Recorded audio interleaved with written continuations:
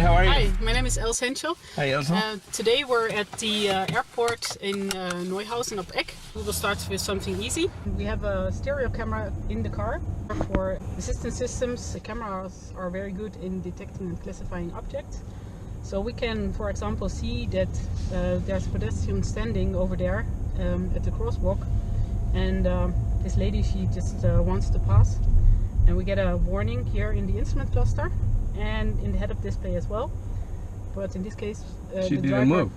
No, she's not moving. But in this case, the driver has to stop because, of course, she's not in the danger area. Oh, okay. We have a lot of pedestrians set up here, but it's a bit windy. And of course, they're just dummies. So sometimes they get blown away by the wind today. They're not big enough. Yeah.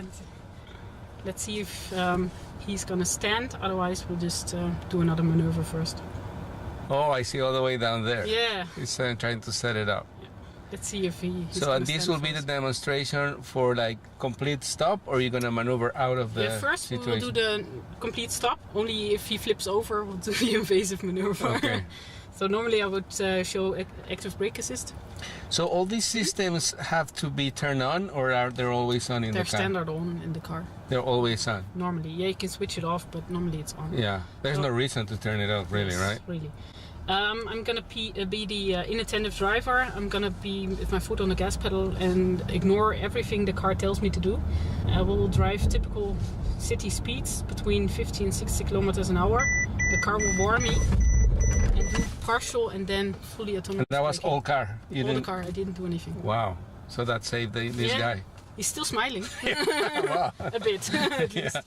Doesn't only work on pedestrians standing in front of the vehicle, also works on small children or... What about animals?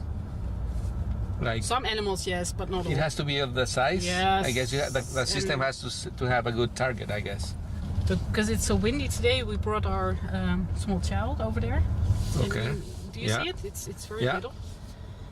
And we'll see what happens if the child runs in front of the car. So typical city speeds again, 50 kilometers an hour. I will be the inattentive driver. I'll just look at you maybe. Yeah, we can be talking about anything else, get distracted with something, and then he starts moving. Okay. Oh! Wow. But the car detects even a small child. And also it pretends the seat belt, like all that. Wow. That as well. And does that system works at certain speeds, or it's like a limit, or? Yeah, of course it's limited. But like this is more like intended for urban situations, urban situations. Right? And you saw, okay, this was 50. The other maneuver I did at 60 kilometers an hour. Yeah. So normal city speeds, you're fine. And what would happen if you have that Distronic Plus enabled there? Will the car would do something else, or no, the same reaction? It's the same reaction. I drove the child with Distronic activated. Oh, it was okay. Because I have to hit the speed correctly. Okay. Otherwise, the child doesn't come out. Oh, okay. So it's like this is synchronized. Yes. Okay. Yes. Over there. But in real life, I mean, you like the child will like move like whenever he wants. Yeah, but it's still fine. Yeah. So the next maneuver will be evasive steering assist. Very important. The driver initiates the maneuver. So in order to show you, I'll just pull on the steering wheel a bit and take my hands off the steering wheel. Okay. So you can see the steering wheel help me go around the pedestrian. Normally, of course, it is a play between the driver and the system. So only together it looks perfectly. But I will take it away and you will see the steering wheel move a bit. Move on its own, okay. On its own. So same speed again, this time by foot, between 50 and 60 kilometers an hour. Warning, beeping, and you see the steering wheel turn. Oh, okay.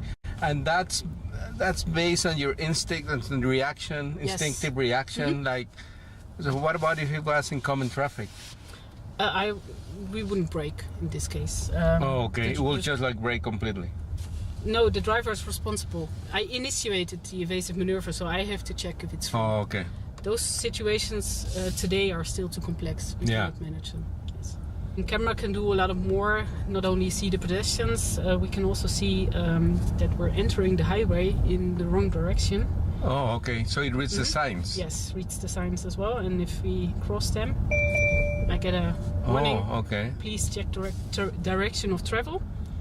And it's also shown in the head-up display here.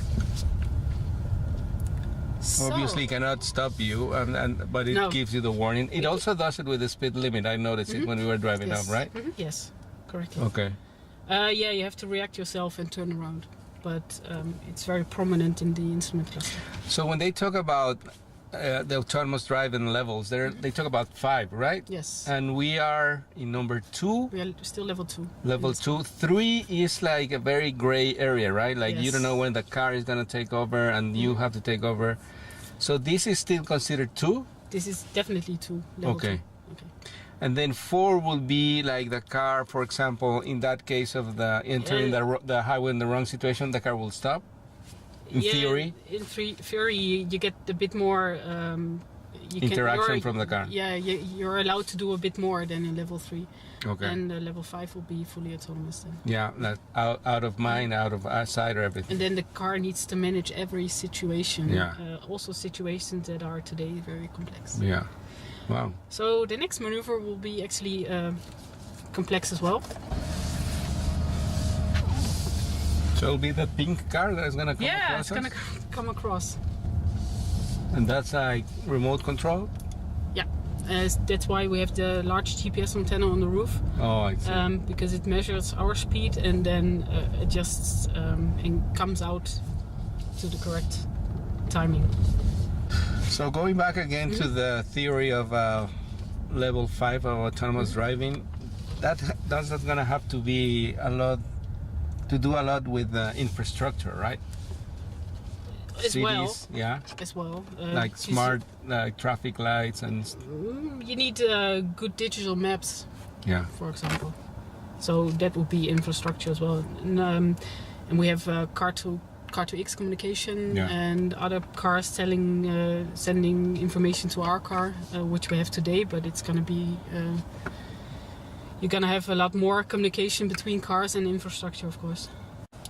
Startposition. So, I'm going to be the inattentive driver again. Typical city speed. This is going to be our lane. Oh, it's moving now. Yeah. You're going to tell me we're going to hit it? Of course not. We're going to hit it? Wow. It's close, huh? In this situation, we had an open field. But what about if there was a building there? It would. We need a bit of a track to see the car, but it doesn't really matter. Oh, okay. We just need a bit of a track for the car to get to speed.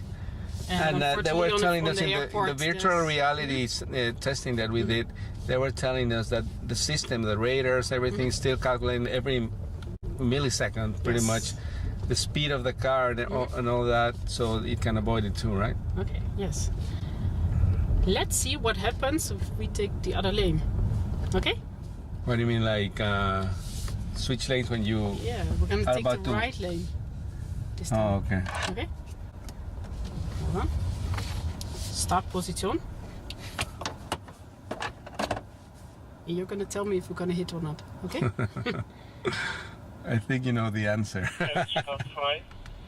I know the answer, but do you know it as well? Well, yes, the question. I think I do. Yes? Let's see. I kind of promise you it's going to be close, okay?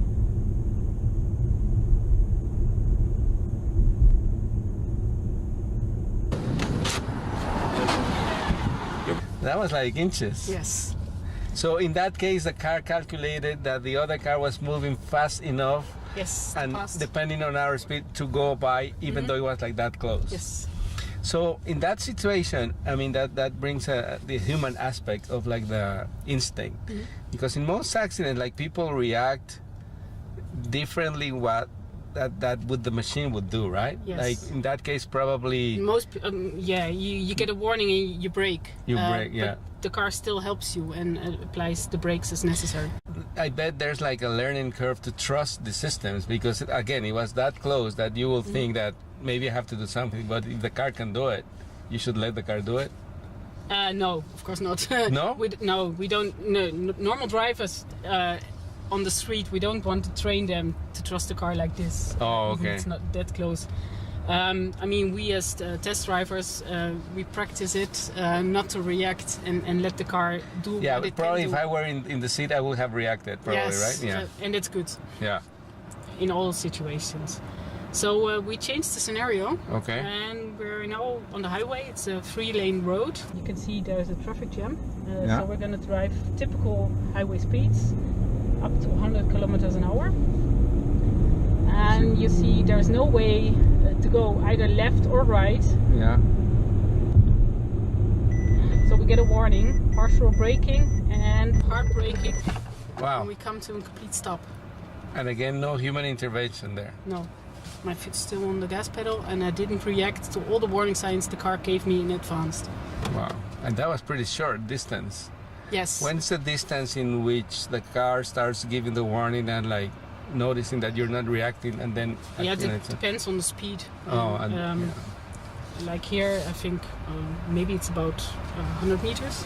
100 meters, okay. But when you're going 100 kilometers an hour, that's like, feels like really short. If you like, we can do it once more. Sure. Okay. Of course, I can also apply the brakes and we'll still come to a stop. It doesn't really matter. Yeah. So if I apply the brakes too little, the car will do the rest by itself.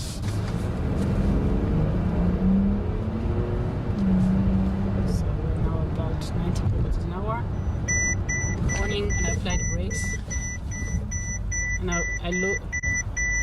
Oh, like you start braking, then you... And then I lift the brakes and we'll still come to a stop. Okay. So the car reacts in instance. And it interacts with the driver. Yeah. As well. So that's why it's not autonomous still. No. Okay. That's no, great. well, it's part of this is of course autonomous because yeah, of course, yeah, but it's not completely. Yeah. On the gas pedal, the car decides, okay, we need to apply the brakes, and it does that by itself. Wow. But it only does it if a crash is unavoidable. And it still does it in a way other vehicles have a chance to react as well. Yeah. And does it have any kind of sensor for cars behind you that maybe in that kind of situation they will hit you? At least a warning. You cannot do anything at that point. If there's somebody coming from behind, we also warn the driver from behind. Like if we're standing like this, yeah, we're standing still behind the car, and we see a car with large speed coming from the back.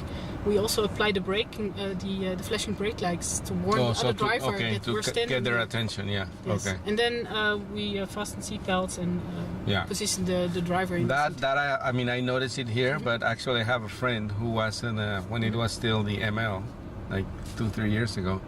She was in a pretty bad accident, but she told me that she felt like in a couple of seconds that all the systems saved her life, because she felt the seat belt tightening and like everything coming up.